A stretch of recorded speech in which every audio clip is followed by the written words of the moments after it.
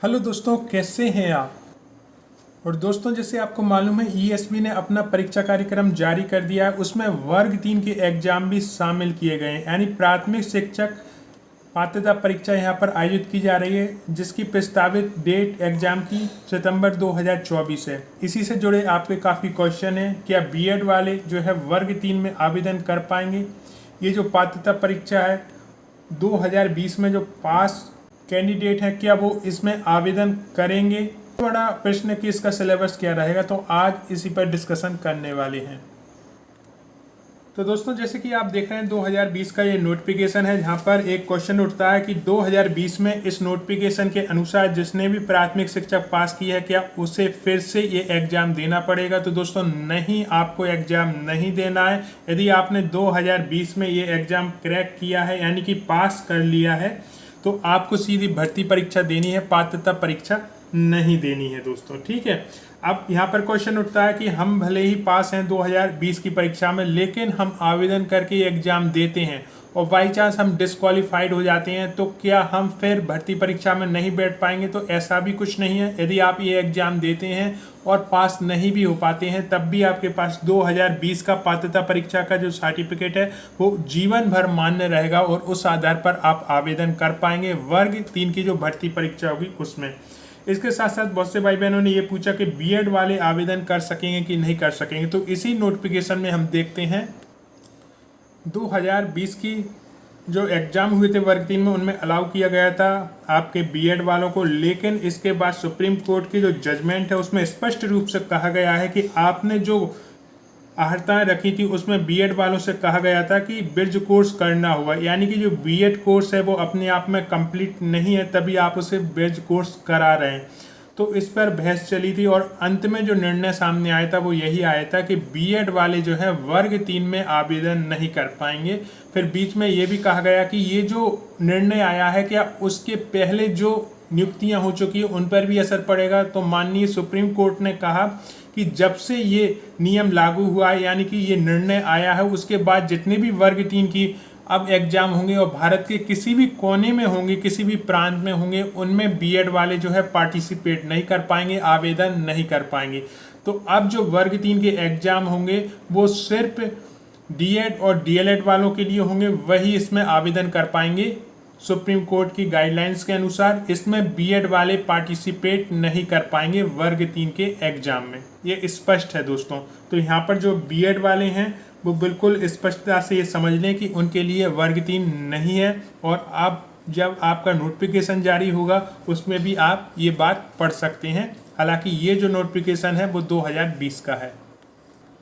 अगला क्वेश्चन है कि सिलेबस क्या रहेगा। तो दोस्तों सिलेबस यही रहेगा, 150 नंबर का होना है, क्योंकि पात्रता जो परीक्षा होती है, चाहे हम वर्ग 1 की बात करें वर्ग 2 की बात करें, ये 150 नंबर की होती है। और इसमें आपको 60% नंबर चाहिए। यदि आप अनारक्षित वर्ग से, यानी कोई रिजर्वेशन नहीं है, तो आपको 60% नंबर चाहिए। और यदि आप रिजर्वेशन में आते हैं जैसे कि, तो आपको 50% नंबर चाहिए। अब 150 में से आपको 75 नंबर लाने होंगे। यदि आप रिजर्वेशन में आते हैं तो आप पास माने जाएंगे। यदि आप रिजर्वेशन में नहीं आते हैं तो 150 में से आपको 90 नंबर लाने होंगे और आप पास माने जाएंगे। ठीक है। यहाँ पर कोई मेरिट नहीं बननी है, कुछ भी नहीं होना है, सिर्फ आपको पास करना है। तो इतना टेंशन न लें। यदि आप अच्छे से पढ़ाई करेंगे तो पासिंग मार्क आप ले आएंगे। अब जो इसके बाद भर्ती परीक्षा होगी वर्ग 3 में, उसके आधार पर मेरिट बनेगी, तो वो 100 नंबर की होती है। उसका जो अपडेट आएगा वो बाद में आएगा। लेकिन हाँ, ये है कि पात्रता परीक्षा हमेशा 150 नंबर की होती है, उसमें से आपको इतने लाने होंगे। जो सिलेबस रहेगा वो आपका यही रहेगा, जैसे कि 30 नंबर का आपका बाल विकास एवं शिक्षा शास्त्र, भाषा 1, भाषा 2 जो भी आप लेना चाहें वो 30 नंबर की। फिर जो मैथमेटिक्स है वो 30 नंबर का, पर्यावरण अध्ययन है वो 30 नंबर के। ऐसा कुल 150 नंबर यहाँ पर हो जाते हैं। अब बात करें पाठ्यक्रम की दोस्तों, तो वो भी यही रहना है। तो यहाँ से आप तैयारी शुरू कर सकते हैं आपकी भर्ती परीक्षा से संबंधित, और आपकी पात्रता परीक्षा से संबंधित जो भी अपडेट होती है मैं समय समय पर लाता रहता हूँ। तो इस पाठ्यक्रम के आधार पर आप अपनी पढ़ाई शुरू कर दें दोस्तों, क्योंकि आप स्वयं जानते हैं कि जो एग्ज़ाम है पात्रता परीक्षा का वो बहुत कठिन होता है। वर्ग 1 इसका सबसे बड़ा उदाहरण है, क्योंकि बहुत से लोग पात्रता परीक्षा में डिस्क्वालीफाइड हो गए थे। क्योंकि एग्ज़ाम जो था एक तरह से बहुत कठिन लिया गया था। उसमें से कुछ लोग पास हुए और अभी उन्होंने भर्ती परीक्षा दी है वर्ग 1 में, तो मेरिट में उनका नाम है क्योंकि उनकी तैयारी बहुत अच्छी थी। तो वही आपको करना है यहाँ पर। यदि आप जो पात्रता परीक्षा है उससे ही तैयारी अच्छी करते हैं और पासिंग मार्क भी ले आते हैं और फिर और समय मिलता है और फिर तैयारी जारी रखते हैं, तो डेफिनेटली आप एक सीट अपनी पक्की कर ले जाएंगे। अब एक क्वेश्चन ये भी था कि रनिंग वाले क्या इसमें आवेदन कर पाएंगे, तो डेफिनेटली रनिंग वाले जो हैं इसमें आवेदन कर सकेंगे क्योंकि रनिंग वालों को भी यहाँ पर मौका दिया जाता है।